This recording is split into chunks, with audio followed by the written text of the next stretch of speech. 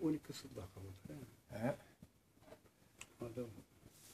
Летом 2012 года профессор Бурцев Николай Николаевич провел, он заведующий кафедрой физики твердого тела, и провел он соревнования между кузнецами. 18 кузнецов, и во время перерыва один из участников соревнований, это Иван Егоров, на фотографии обнаружил еле видимый нож. То есть это тоже, вот как только я показывал, как управляющие атомы бывают не только в человеке, но и в металле. И соединяясь с этими атомами, кузнец достигает более упрочнения лезвия и так далее, самые разные свойства. И тут интересно, что на этой фотографии рукоятка не видно, деревянная она, а вот металлическая видно. Вот эти атомы управления тут, они прозрачно как бы просматриваются. Это так же, как вот та фотография девушки, вот этот нож прозрачен. Это она состоит только из атомов управления. Это единственная тоже у нас фотография, получившаяся. А что за эта сеть? Об этом в нескольких словах вот хочется говорить, что далее по определению Надежды Алексеевны Аржаковой-Ивановой, вот наш мир, Вселенная состоит из рыболовецкой сети. Вот в узлах сети вращаются вот эти 9 кварк-антикварных пар, как мы называем, вращаются по траектории двукратно-трехлепестковой восьмерки. И вот эта система, значит, вот эти вращения, вращаются эти шары на месте, на узел сам. Рыболовецкая сеть сама не вращается, она вот не двигающаяся, как бы кристаллическая решетка металла, совершенно невидимая в очень маленьких расстояниях, она совершенно не видна и не дает себя обнаруживать. И вот эти вращающиеся узлы поперечного, продольного и перпендикулярного, вертикального направления нитей, это 18 пар жил, по 9 пар жил, вертикального, горизонтального, поперечного.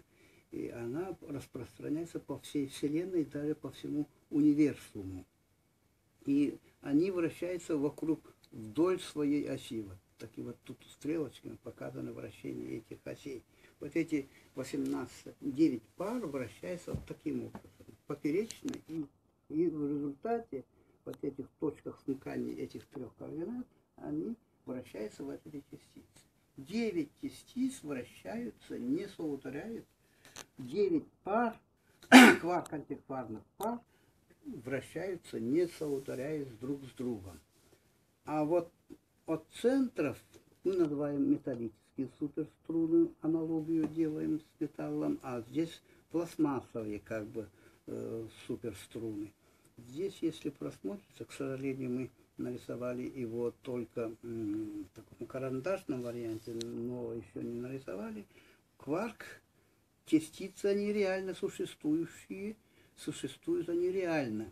И есть у нас вот мы занимаемся в русской онтологической школе, онтологией конкретного телесного начала исследуем, экстрасенсорными методами. Вот эту методику великий физик, философ Эрнст Мах назвал эмпириокритицизмом. И он назвал это самый главный инструментарий, научный инструментарий для исследования вот таких запредельных физических явлений. Вот я защитил диссертацию по философской инженерии. Философской и в скобках записываем сейчас трансцендентальной философии. Трансцендентальной инженерии. То есть слово трансценденция, трансцендентальность, это запредельный уход. Если в Канта слова имеются имманентное и трансцендентальное. Имманентное – это когда мы заходим в комнате, останавливаемся, смотрим здесь. А трансцендентальное, заходи в комнату, дальше заходим в стену и внутри рассматриваем все эти атомы как строение. Поэтому вот эта диссертацию это защищал я в 1993 году в университете, Якутском государственном университете. И вот она у нас под руководством Михайлова Виктора Даниловича и Новикова Анатолия Николаевича. И в этой диссертации заложено основоположение трансцендентальной инженерии. Называется она вот философской инженерией. Вот этой экстрасенсорной инженерии, с помощью этой инженерии мы нарисовали вот эти две вот резиновые шарики или пластмассовые шарики. Это кварк чуть больше, а антикварк чуть больше, кварк чуть меньше. То есть металлические шарики, так, прошу прощения, вот эти шарики одинаковые, две одинаковых шарика резиновых, а в полости этих шариков двигаются шарикоподшипниковые шарики. Вот эти шарики металлические, это метафора только, они двигаются, могут определиться в этой полости. Это крестовина карданного как бы вала, но шестиосная. Слева, справа, сверху, снизу и слева, и спереди, и сзади. Вот в 6 положениях могут находиться вот эти оба шарика. Поэтому 6 на 6 это единицы информации в атомной информатике. Является 6 на 6 36.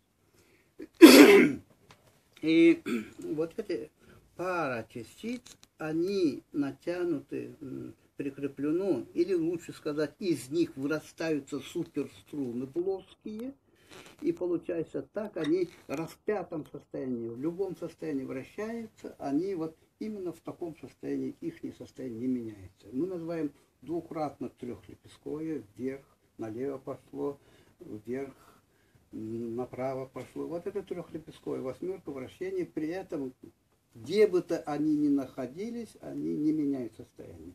Такую же конструкцию имеют 6 кварк-антикварных пар, имеют электроны. Вот, к сожалению, у нас физика пошла не онтологическим путем, а именно она косвенно, математическим путем, косвенно изучает, не фактически исследуя самих, например, атомов. Это модель мира, да? Модель... Это первочастицы. Вот их, первочастицы. если 9 штук, называют первочастицей. Ур-частицы называет великий японский физик Саката. Вот наши физики изучают атомы, на ускорителях взрывают, и осколки регистрируют на детекторах. Огромное количество детекторов, там огромные деньги там идут, вот, и результатов, к сожалению, пока нету, но они в рассыпанном виде пытаются исследовать атомы. А мы в собранном виде уже представили определенные результаты. Сейчас занимается этим Славянская академия наук, именно, поэтому и называется как русская онтологическая школа. И я представляю вот именно вот Славянской академии, почему я примкнул. После революции более 150 настоящих академиков, настоящих ученых умерли, говорят, голодной смертью. Потому как у них не материалистическая была философия, не марксистско-ленинская была философия. Они подверглись гонению.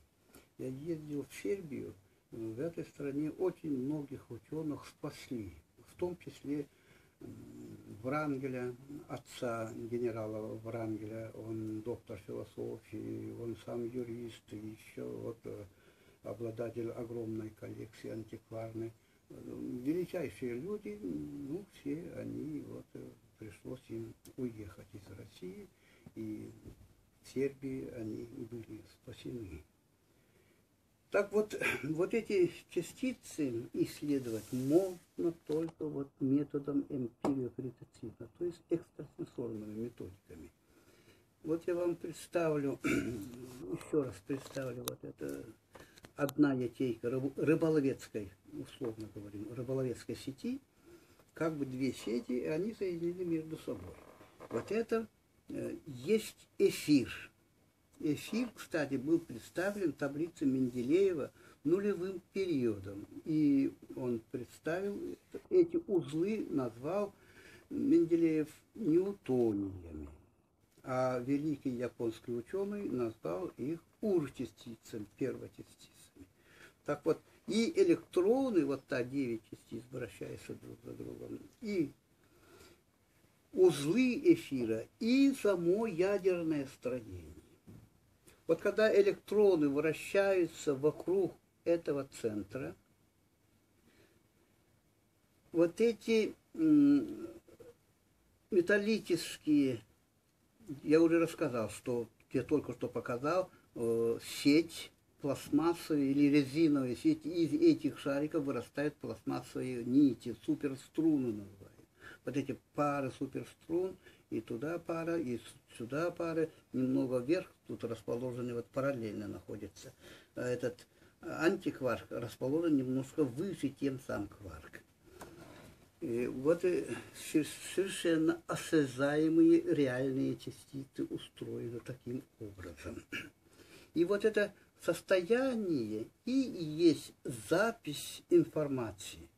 Я в 1974-1975 году занимался конструкцией видеокамеры, японских камер еще не было. В Ленинградском оптико-механическом объединении был приглашен Новосибирского электротехнического института, и мы там вот на студенческом проекте, на уровне студенческого проекта разрабатывали видеокамеру. И вот этот растер, который записывает видеомагнитофон, вращаясь, видеоголовка записывает на пленку. И этот электрон, вращаясь, записывает, оставляет свои состояния на... Так, сюда. Ага. Состояние в этих узлах. С этого узла идет вращение.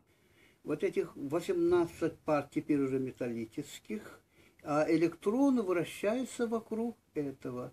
Тоже такая же сеть электронов, только вот вся вот эта махина вселенческой рыболовецкой сети теперь уже вращается. Эфир не вращается, это неподвижная кристаллическая решетка, как бы из каждого узла центр ядра атома, электрон привязывается, и вращающийся электрон представляет из себя тоже вот такую же систему, но вращающуюся. Внутри вращается, и вся система вращается. Так что вот все угловые скорости электронов у атомов, у всех во всей Вселенной атомов одинаковые. И получается передача информации.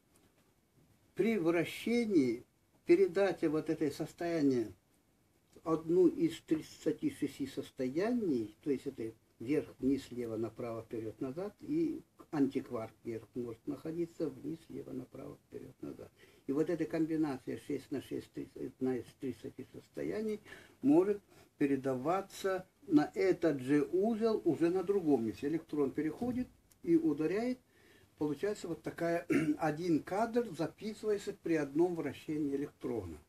Поэтому, когда мы ядро атома увеличиваем до размера футбольного мяча, электрон учитывает, вращается на расстоянии около сотен километров.